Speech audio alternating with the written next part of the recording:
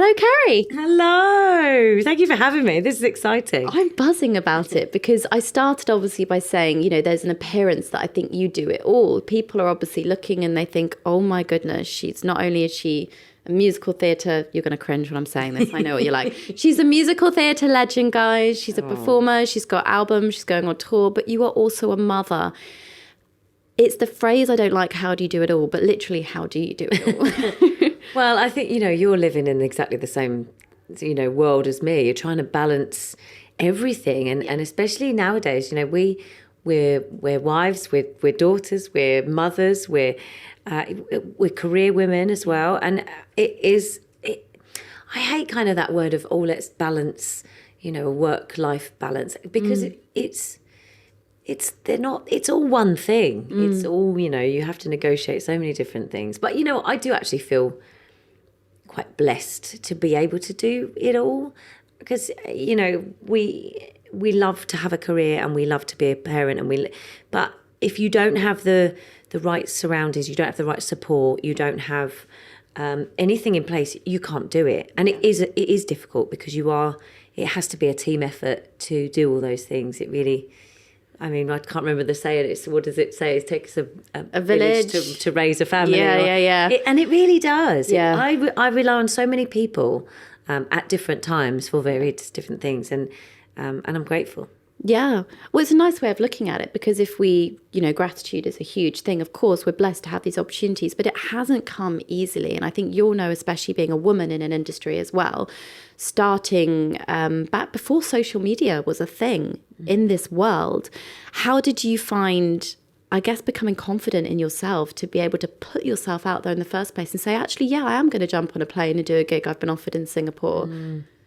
Yeah, I think a lot of it comes from your upbringing, doesn't it? I think even if we're unaware of it or not, a lot of it comes from how you feel as a youngster and how supported you feel as a youngster. And I was very fortunate to be, my parents were great. They did support me. And even though I wanted to do something that they didn't quite understand, I wanted to be in show business. Yeah, because they're not performers. They're not performers at all. No, my dad was a policeman and my mum worked in social services. Yeah. Again, my mum, this resonated with me quite recently about my mum was kind of a working mum. She had a career and she obviously brought us up as well. And I remember her being around a lot. She ferried me everywhere. Yeah. My dad worked shifts. So she was kind of doing it all back then. And things like then that you start to go through, like I think I'm perimenopausal and I think, things like her balancing a work-life balance, going through changes, you start to understand them differently and go, blimey, they were doing it on their own without anybody talking about it. And you mentioned social media. We're kind of fortunate to have social media in a sense, because we can talk about things. Yeah. I wouldn't have known about the menopause or anything before social media, or how to be a mum and have a career. But social media does give you that community and it does give you that information. It has its downsides, obviously, but it does give you a lot of support. And going back to what you said originally, I was supported a lot when I was younger, and I think that gave me the confidence to just be okay with myself, and I think that's moved forward, and I want that for my kids. I'm very, very aware of giving that to my kids and making them feel, or hope I make them feel supported and free to make their own choices. It's almost like social media, I guess it has opened doors, but for you, obviously, making that decision, right, I'm going to go to, did you go to Laine? I did, yeah.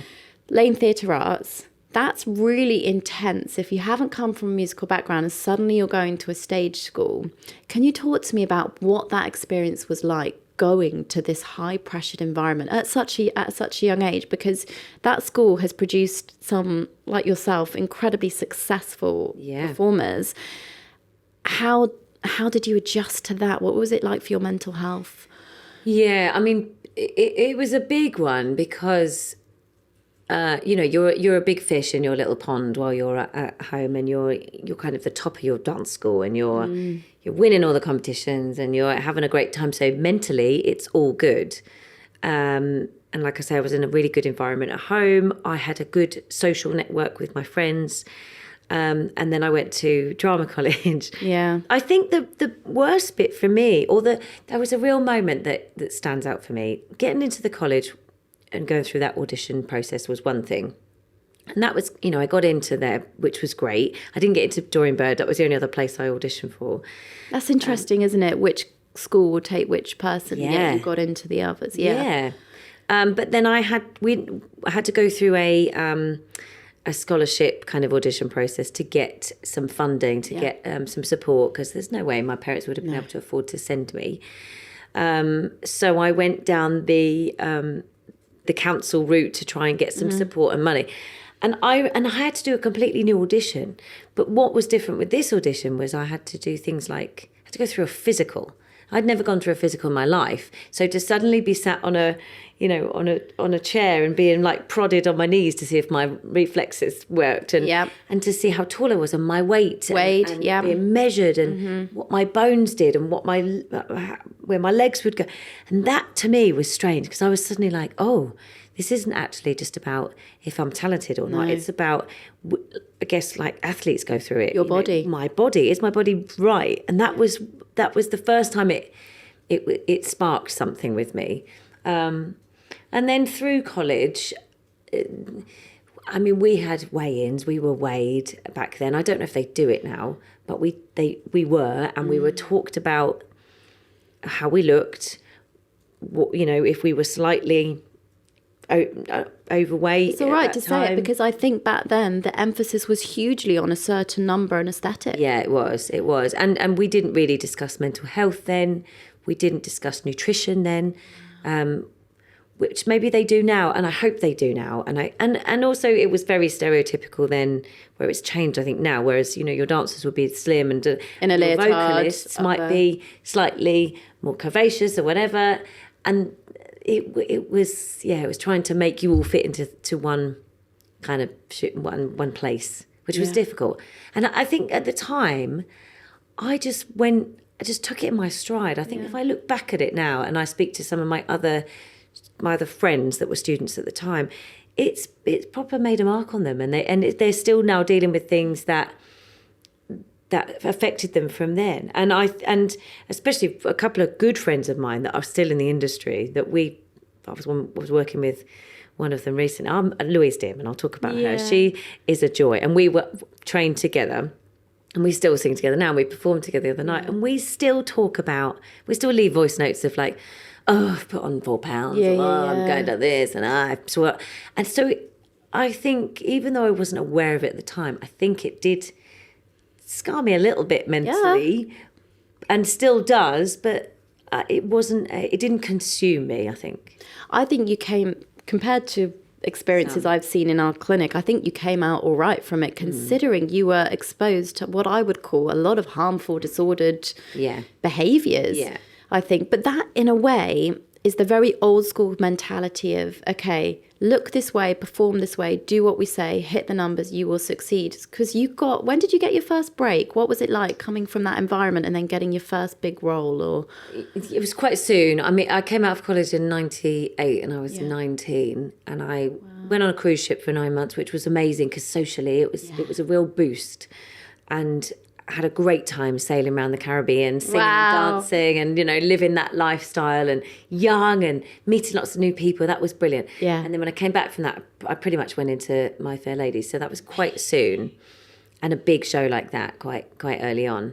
It's a huge show. You say it so casually, but to lots of people listening, right, they're going to be thinking, oh my goodness, she was in My Fair Lady, she was in We Will Rock You, you were in you've literally done every show out there. But once you were put on a kind of leading lady, high profile role pedestal, what was that pressure like to then keep that up? I think way back then, at the time, it wasn't in my world. It wasn't on my,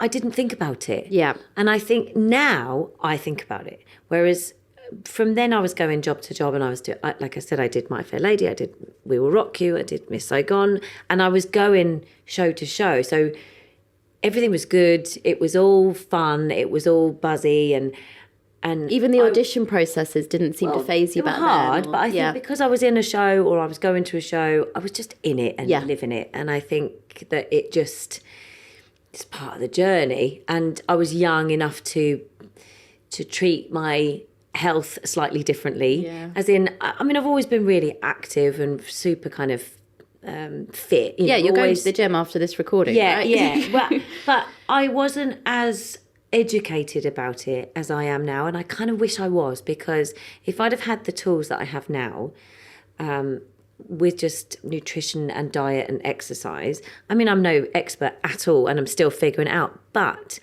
how it makes me feel now, I have more energy, I feel like my recovery's better, my voice is better. Yeah. Especially in the last 4 years when it's been a big gear change.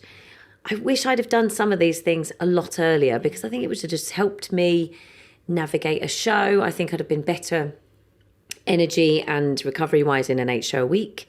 If I'd have just put better into my system and exercise. And I think when you're in a show, you just let the show be the exercise. Yeah. And you think, if I do too much, you'll get run down. I'm going to get run down. But it doesn't work like that. No. And we know that now. But I think when you're younger, you kind of a bit, you don't abuse your body, but you take it for granted that it's going to bounce back.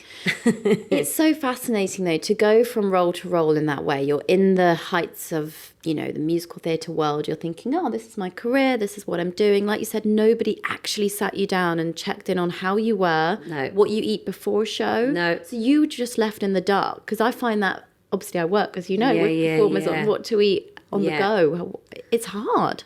It is hard, and my husband works in football, and he manages a team and has worked in development over the years. Yeah. And I look at the amount of advice and support that they're given, because they're treated like athletes. Yeah. And performers aren't treated like athletes, and I don't know why they're not, because they physically, emotionally, mentally, they are. So why they're not educated from back in college? I mean, whether the colleges are changing, I don't know. But why there's not more nutrition, more active education in colleges? Yeah, I don't. And they're saying once you're in a show, it is bad. It's bad. I was invited to the National Opera Studio the other week to give a nutrition talk, but it was voluntary. So they had chosen to actually do that. Wow. So some places still do not have active nutrition modules, and considering how much they pay these days, I mean, it was a lot back then, but it is so much money for people to embark upon the career you're in now. Yeah. It does blow my mind. But when you were going through that time, what would you say was the big break? Oh my goodness, Kerry Ellis is the musical theatre legend you're considered to be now.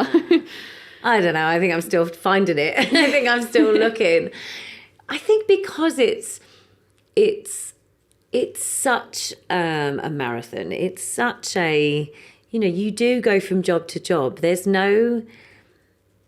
It's like if you in any other industry and you were working up the ranks, I'd be a CEO by now. Yeah. I would run my own company. Yes. Whereas you do go job to job, and it's kind of like, it's not like starting again, but you're constantly hustling. You're constantly finding. Keeps you very grounded. The next thing. So it's quite a roller coaster of emotions. Which is, I think, where I kind of lean into my fitness, because for me it's an outlet. And if I'm not doing a million shows, I just go for runs, or I'm in the gym, or I get obsessive with my fitness. And I think it's because if I don't have that outlet in a show, I have to find it somewhere else. Yeah. So yeah, I don't know if there was a kind of eureka moment.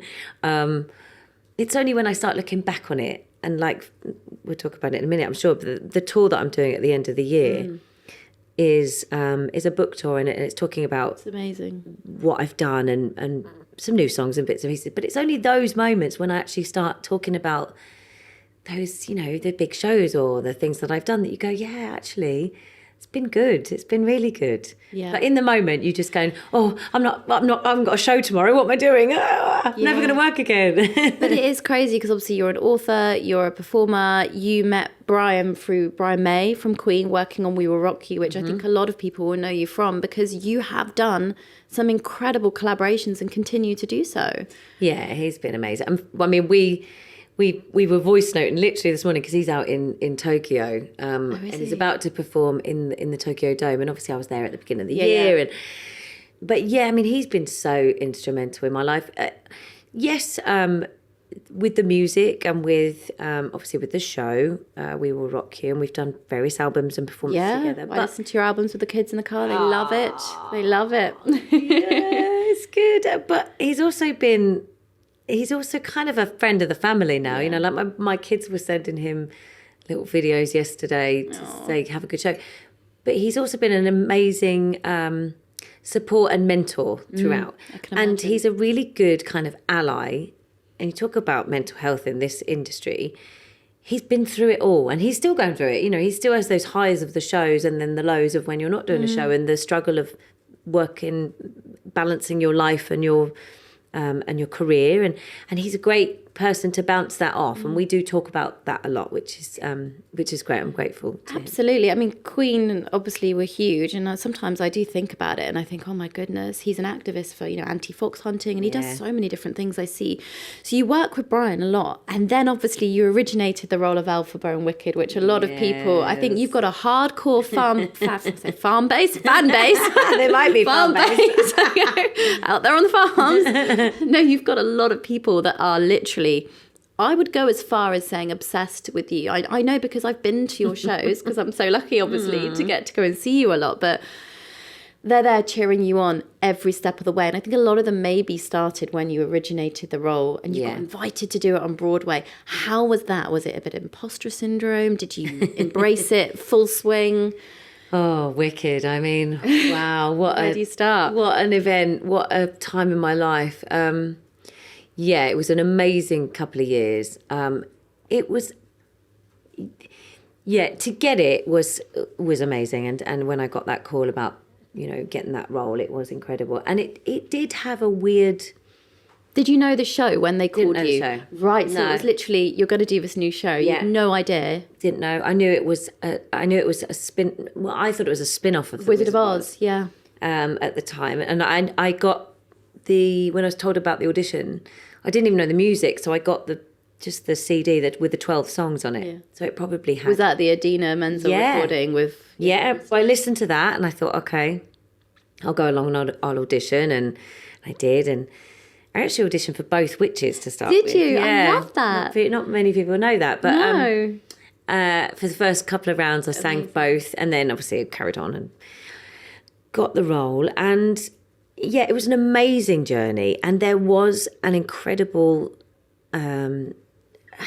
support and obsession with the show, and there still is, and the show's still running, and it kind of it resonates with people at different times, and people kind of like to say, "Oh, you were my first Elphaba," or you. So people go back to see the show over and over again, and they have an association with it, they have an affiliation with it because it touches people in a certain way, and they do. Those people then seem to be very loyal to you. And these people that saw me way back when do still come and see me in various shows. And they do say, oh, I saw you first time on Broadway, or I saw you in the West End, or you were my first Elphaba, or whatever it is. And they still then continue to follow you, which is lovely because you kind of... You've sparked something in there. Yeah. And vocally, it's a challenging role, Elphaba. I cannot get over. But the reason you are so incredible, Kerry, is because you are reliable, obviously vocally gifted, but to be able to sustain that type of role must have taken a physical toll at some point. Oh, it was horrendous. I mean, it was like the best and the worst job I've ever done in my life because of the pressure. And because of they're all waiting for that one moment. They're waiting for you to go, ah. Yeah. And it's, if you've had, if you're 8 shows in, or you're 2 weeks in, or you're 3 weeks in, 4 months, whatever, and you've got a cold, or you're slightly off, or it's so difficult. And you don't want to be off, and you don't ever have time to recover. Your cords swell. You don't have time for them to recover properly before you've got to go back on. It's a real struggle. And like I said at the beginning, I wish I would just had more education with my physicality, my nutrition. Yes. To help support that, because I just know that it would have helped me recover quicker and be stronger physically, vocally, it just would have all been made so much more sense. It would have been amazing, because we know now that our immune system, 70% is in our gut. It Yes. resides there. If you eat well for your gut health, you're more likely to have a better immune system. You're able to You've sustain. changed that for me since us meeting way back when. That's kind of when it all started to change for me. Because we had a couple of chats. Yeah, we did. Yeah, you made a couple of changes for me, and then it changed my whole outlook.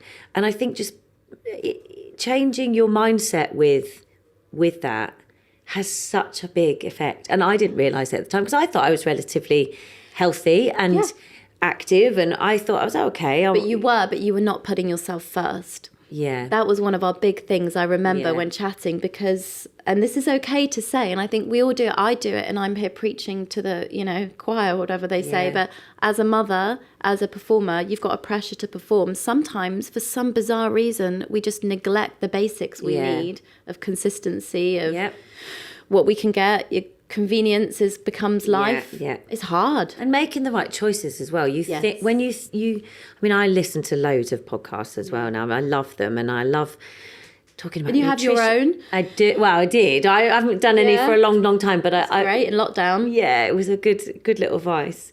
But yeah, I think it's so important, and I love picking up new things. I love picking up new bits of advice and nutrition, and trying things out, and learning, constantly learning. But I mean, I can't, obviously, but I can't believe how powerful it is. Food is, it's so connected. Every performer I speak to about their diets and the nutrition, like when I was even at the opera school last week, I could not get over the stamina that these performers are expected to exert, and without any education on timing of meals. Or what to eat. What to eat, how to avoid a sugar high, sugar crash, all that kind of stuff. So were America ahead of the game? I have to ask you this, because obviously you then were so successful and incredible in originating a role, which is pretty cool. You'll have that forever. Then you got whisked off to Broadway. Was it a total different scenario? Well, it actually worked.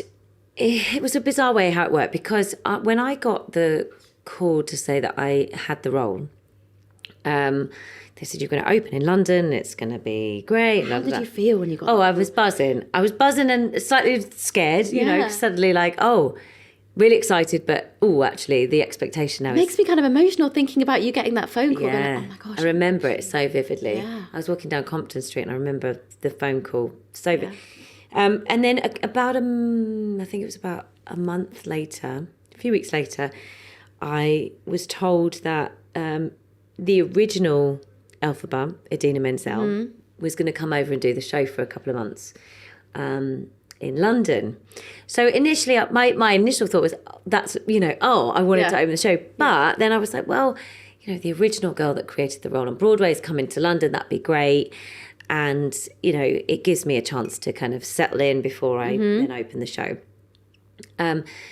Which was fine. She came over, it was great. She opened the show, and then they did a big launch for when I went in a couple of months later, which was lovely. And had she not have come over, I wouldn't perhaps have gone to Broadway, because I ended up being her exchange, and that's how it works in theatre. You can have an exchange, you can swap cast, basically.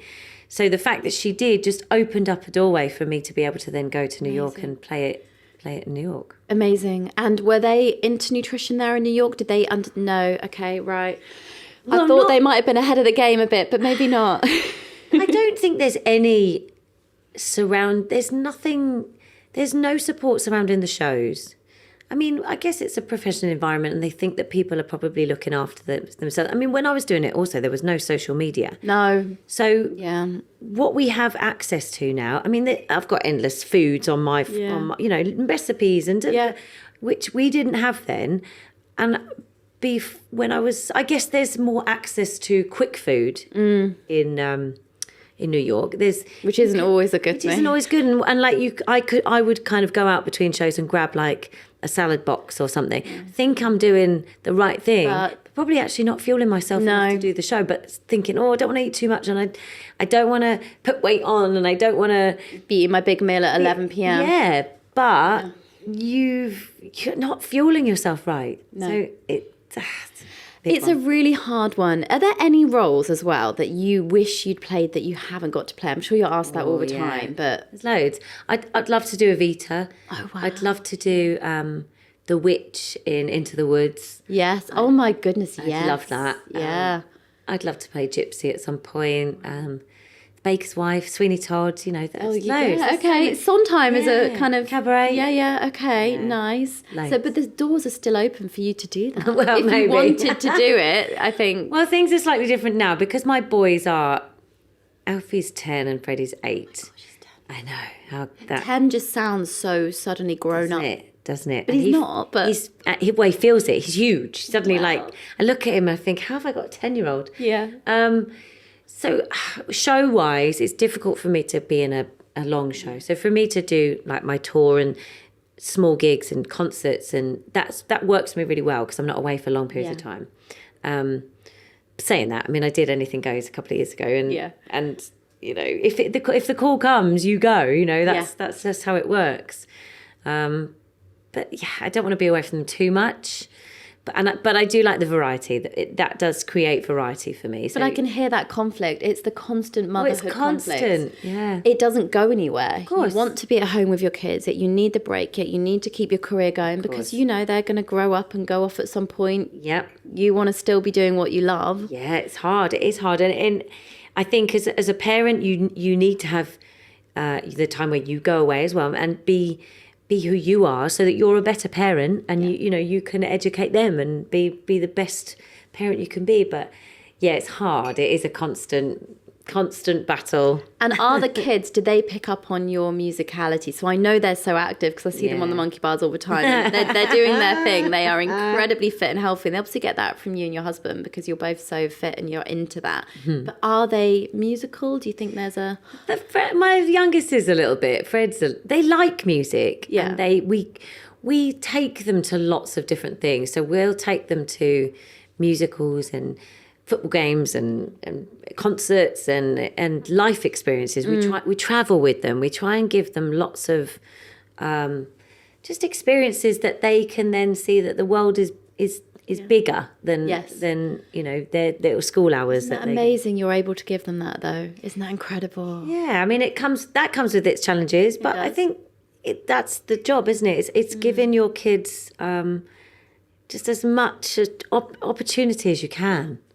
So it leads me on to two kind of questions before we take questions from our listeners. The first would be, what advice would you give to aspiring performers today? I know it's a different landscape, and you touched on body image. I can't still believe how frequently you were weighed at school, and all of that madness. I hope still isn't happening. But is there any kind of bit of advice that they can have? It is completely different now, and I wouldn't even know how it is for them now because it was so long ago since I trained, and it's a different industry. It's a completely different industry. We're dealing with completely different castings and setups and ways into the industry. But what I would say is that it is a brilliant industry, and I think it's one of the best jobs in the world. I think those moments when you get to perform or get to interact or get a response is wonderful. But I would say you need to love it because there's so much rejection. There's so much. There's so many challenges. There's so many no's. You have to love it to be able to pick yourself up and go again. And if you don't love it, it's all good when you're doing a show and when you're having those experiences. But those times when you're not, and you've got to get up and you've got to go to the gym and you've got to you've got to make sure that you've got to go to another audition, or you've got to make sure that you're okay so that you're best that you can be when the next opportunity comes. That's the time you need to love it because those are the times you've got to pick yourself up. So that's such good advice. Love the off just as much as the on. That's it. But that's the hardest bit. Is there one pivotal no that you've ever had in your career that you remember hit hard and it was harder? Oh, yeah. Yeah. I mean, well, weirdly, Evita had come up. Evita was auditioning. I'd done... That's Lloyd Webber, isn't it? Yeah. And he was doing a brand new version of it. And it was going to be a big West End, exciting new show. I'd just done Les Mis. So I'd done We Will Rock You. My Fair Lady, Les Mis, Miss Saigon, and I thought, this is my time. I'm ready to create a role. And I'd done a few auditions for it, and I thought, this is just perfect for me. Anyway, I got the call and they said, you didn't get it. And I was devastated because I'd built myself up to for this one role. Which you have to. You have to have self-belief. But couple of weeks later, I get the call saying, we want you to audition for a show called Wicked. Yeah. So had I have gone down that route... You'd never have done Wicked. I might have never done Wicked. So, I think sometimes your path is meant to happen. It is. And don't fight it, let it be, let it... Just go with it and see what happens. And you almost have to experience those no's and those real lows in terms of your career and your path to enable you to grow stronger, right? Absolutely. And they do make you stronger. And you learn about yourself.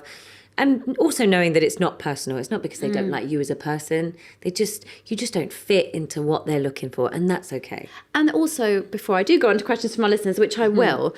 With that whole idea of you just don't fit, have you ever had somebody comment on how you looked in terms of you just didn't look right for the role rather than the abilities you're able to provide? Yeah. Oh, yeah. Yeah, I have. I mean, whether it comes directly or indirectly, I mean, times I've been told to drop a few pounds. I've been told to...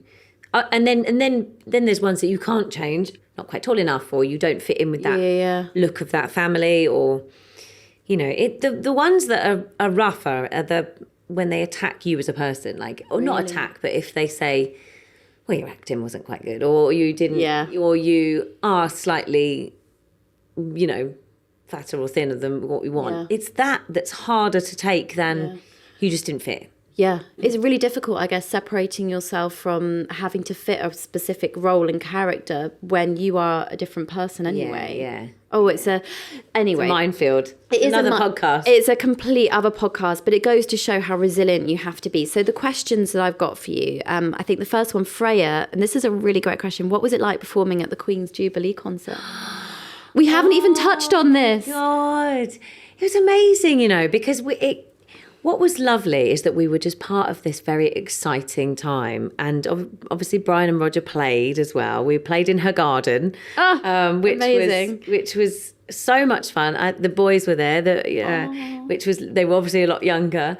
But we were just part of this kind of rebel team of people that went into the Queen's Garden and sang rock songs, and it just felt so much amazing. Fun. What was funny going into it, we had to all we got a coach over there. I think we'd done a show in the afternoon, so we got ready at the theatre and we all got into our little kind of bohemian outfits. We got a coach over and then we had to go into the palace, but we all had to go through metal detectors.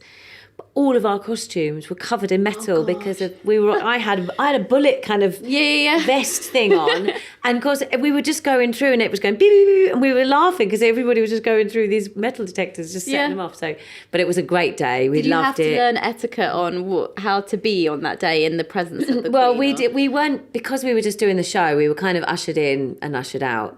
But I have met some of the royals since doing the Festival of Remembrance and doing the Royal Variety. So I have met a few royals since then, which yes, you do have to learn how to curtsy. And not speak until you're spoken to. But it's I've been fortunate to sing for a lot of the royals. Yeah. And for the boys to see you. I love that. Just what a moment for your whole life to really reflect on. Do you have a ritual before performing, Cameron's asked? So do you have, superstitions? I can't do this, I can't do that. Yeah, it's a good one. I mean, I try desperately not to, because it can affect your show if you then don't do those things. But I like just a calm, quiet room. I quite like to be on my own for 20 minutes or so before the show. I don't like the busyness of it. Yes. I think people have this idea that we're all kind of hanging out and having a party before the show. But for me, I like just a quiet time just to get my head in gear, because you've got so much to think about. And once you get onto the stage and in the wings, it is busy and it is chaotic. So I just like a moment of calm. I might sit and drink a cup of herbal tea. It's so interesting. I go quiet before big things I've got to do. I prefer to have moments of peace. I think you're either one way or the other, aren't you? Yes. You either got the music on and you're pumped, or you're quiet and I love that answer, because you must have obviously had so many experiences and high pressure performances. Like when you perform with Brian, there's just the audiences you perform to. What's been the biggest one? It's huge. I think Verona was. I think Verona was because it was live on national television, and so it went all over Italy, and it was it was like the Rome Colosseum, like it was huge, outside arena place. I think it was that because of the people indoors and outdoors and live on telly. It was amazing. Amazing. Live performances. You can't take it away. Final question we've got. Okay, so we'll have to go into this one anyway. Do you have what's the favourite role you've ever played from Jenny? What's the best role? How can you pick? It's so difficult. It's so difficult because they all mean different things to me. But I think probably it would be Reno Sweeney because it's the most recent. Yeah. And it was such a feel-good show. Yeah. I was in a good space. I felt great. I was just fit and healthy. The show was great. My voice was in good nick. And I think everything just aligned for that show. I think people find that so interesting that it isn't a Les Mis part or it isn't Ellen and Miss Saigon. You know, it's something that you did more recently. Yeah, I loved it. Yeah, I think because it's also the most recent and resonant in my mind, I think. But, you know, people expect me to say Wicked, and Wicked was. But Wicked it was kind of like I said, the best and the worst at the same time. Sounds stressful, so not it was gonna stressful. lie. It was very stressful. So, yeah, I just had such a nice time on I just can't imagine every night having to go out and be like, right, I have to belt this note. Because everyone in the audience wants it to be this way. Cats is the same, though, because everybody's waiting for you to go, touch me. It's like, oh, my God. Yeah. No, apart from you don't have the 12 songs before it, but yeah. No easy feat. Kerry, you're touring this year. We're about to do our fact or fiction round, but first tell me where you're going to be touring, and are you going to do some of those numbers? What's the vibe with this show? So this show is I'm really excited about it. It's 40 dates. I think it's my biggest tour. Yeah. So we're going all over the UK. We're going up to Scotland as well. We're literally everywhere. It's quite an intimate show. It's myself and my musical director, Craig Adams. And it's a book tour. So that we have a beautiful kind of coffee table book alongside it that has a bit of new music in it.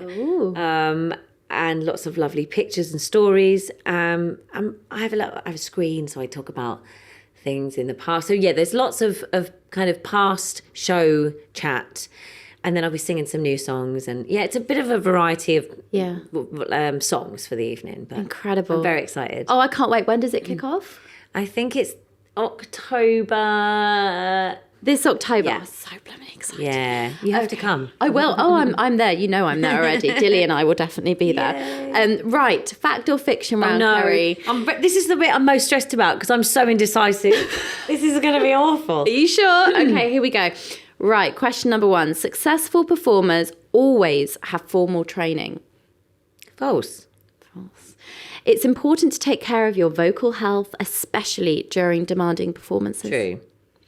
It's important to follow a healthy diet and lifestyle to maintain good performances. True. If only we'd known back then. If only I'd known. Oh, but talent got you through. Wow. Talent got you through. Wow. You're either a musical theatre performer or a solo artist. You can't be both. False. I love that answer because you are both. All performers easily handle stage fright. Oh, false. That's so interesting. Oh, I think everybody's gone through it at some point. And it's bizarre because you've trained, that's what you want to do. Yeah, but it hits you when you just least expect it. Really? Yeah. Usually it's like within like the middle of a contract. Wow. Which is weird because your body's so used to doing the show. It's almost muscle memory. Yeah. But it can just take over you, and it's so weird, and how it affects people differently. Yeah. I mean, I was on a workshop. Sorry, I know we don't. No, go for it. Go. I was on a workshop with he won't mind me saying this, Ollie Thompson, because he openly offered it up, and we were talking about stage fright, and I said, yeah, I've gone through it, and what do you do? I go back and I rewrite the script and give myself the clues that I originally had, and basically retrain myself to do the scene. And he said he had to go to a hypnotherapist he had such a fear about going on, and it was affecting his voice, and he couldn't sing his top range, and it was getting so much anxiety that he ended up going to see this hypnotherapist. I can't say it, hypnotherapist. Yeah, hypnotherapist, yeah. And and it sorted him out. But he said it was a really scary time. And I think people have such different relationships to it. It's mental health. It is and mental you guys health. were not given support for your it's mental health. Yeah. It's fascinating. Yeah. Gosh, sorry, that totally threw me off. Yeah, sorry. A work-life balance is impossible to have when you're a star performer. Oh. Well, honestly, honest answer. Oh, my honest answer would be massively in between. Yeah. I mean, you know, we're all, it's the ideal thing. We're always hard. trying to get that true balance, aren't we? So Yeah. I mean, yeah. I'd like to say it's true. I don't know. It's probably false. Look, she got back from Singapore last week, so you know it's not straightforward. Musical theatre is a glamorous industry. False. No, I think that's definitely the most false one. I'd love to do a backstage, view for people to see actually all the stuff that goes on. Do you think someone would let you? You could do it for a podcast. You could Maybe. literally take a camera crew. I'm sure these guys Maybe. would go with you. They could go backstage. I'd love that. We're going. That would be amazing. Right, musical theatre performers are always extroverted. False. I mean, I'm probably the most, socially. I would say you're I'm not. the most quiet person. I mean, I was out with a group of people yesterday and we were all in town, and I'm the quietest person. I mean, on stage, it's like a different person. It's weird. But in my day-to-day, I'm completely the other way. Is it like alter ego? Like Beyonce has her person. She Her becomes Sasha Fierce. her Sasha Fierce. So is that? I think it is. And it's so weird that you can suddenly be really free and open in front of thousands of people. It's the most bizarre thing. It is, and have this confidence that you don't have when you're sitting next to your friends and family and just social people. It's weird. It's very strange. I don't know what it is, but it does happen. This is absolutely fascinating. Right, being a performer means you have to be on a diet all the time. False. Good. Very happy. That's the end of our fact and fiction round. That was the bit I was most nervous about. I have to say, it's fascinating. And I think something about the psychology, and obviously for me as a nutritionist, I still find it wild that performers to your caliber and level performing live shows 8 days a week are not offered information on how to eat well, how to live and breathe a healthy lifestyle, and equally psychological support. What struck me from that fact and fiction was, oh my goodness, being a performer is intense because you're up there and being vulnerable in front of a crowd, yet it is. And also there's a lot of there's a bit of a gear change at the moment, and a lot of ex-performers are going into this online training where they're doing, they train and give you nutrition advice, or they give you like a package of support. Ruthie Henschel's just launched a course. I saw that. It was advertised on Magic. Yeah, lots of people are starting to do that, which I think is really good. And there's lots of trainers out there that, I think Leanne Marshall was one of them, and she's an ex-performer, but she's now trying to just help people, educate them. And I think it's just a bit of a new wave that's out there. And I think as performers, we've got the information there, so just start to use it because it will help you so much. Oh, Kerry, I mean, there's so many take-home messages to end this podcast today, and I think I'll start by just saying my food for thought would literally be, as a performer, your body is your tool, but equally you need that support network, because to be expected to deliver something so exceptional at the click of a finger is not an easy task. Yeah. It's not just that you're talented. It takes grit. Yeah. You don't get where you are today. And you're a very grounded, modest person, Kerry. But, with your... Because I even said I voice noted you on the train. I was like, I've got this really long bio and I cannot memorize it off by heart to the camera because it's so impressive. But you don't get there without hard work. And we still have to say, look, if you are looking at becoming... something, or you want to put your energy into a career, you do have to give it 100%. Yeah. So my take-home message would be, please don't let that 100% compromise on your mental and physical health, because today there's resources out there. Kerry, if you could give our listeners a take-home food for thought today, what would that be? I mean, I think it's kind of along the same lines of what you've said, but I would say in this wonderful, weird, crazy industry, if you're looking to go into it, look after yourself first. Put yourself first. I have learned in more recent years how nutrition and exercise, diet and exercise, has been so powerful for me. But also looking after my mental health. I love to go for a run. I love to go to yoga. I love to look after that side of me.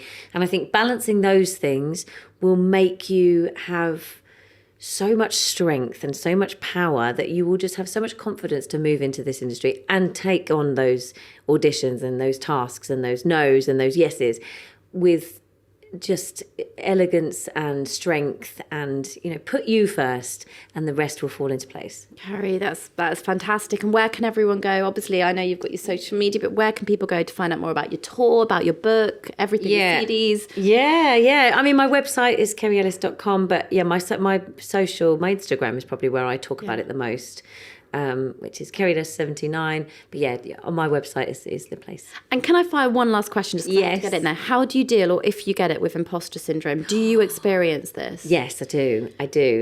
In fact, I get it a lot, actually. Yeah, I do. I mean, I think the older I get, I'm just appreciative of being there. I had it really bad I did my first Shakespeare play. Oh, wow. What one was Midsummer Night's Dream. Oh, I love. Were you Titania? It was Titania. And it was last year, I think, last summer. And I've never been so nervous walking into a room. And it's so weird because we're all actors, but walking into a room of Shakespearean actors was the most terrifying thing ever. But I sat next to Jonathan Hyde, who's the most beautiful, wonderful, humble, generous person. And I said to him, I'm so nervous. And he said, we've all got it. He said, I still have imposter syndrome now. He said, I'm still as nervous as you are sat in this room. And he's, such a brilliant actor, legend. And I just thought to myself, well, we are all feeling it. Yeah. We're all feeling it the same way. And it's okay. It's okay. Is it because we care and we want to be here? But I do deal with it. Okay. And I think just know everyone else is dealing with it. And you're not the only one. You heard it from Kerry. We're all in this together. Kerry, thank you so much for coming on Food for Thought. Thank you.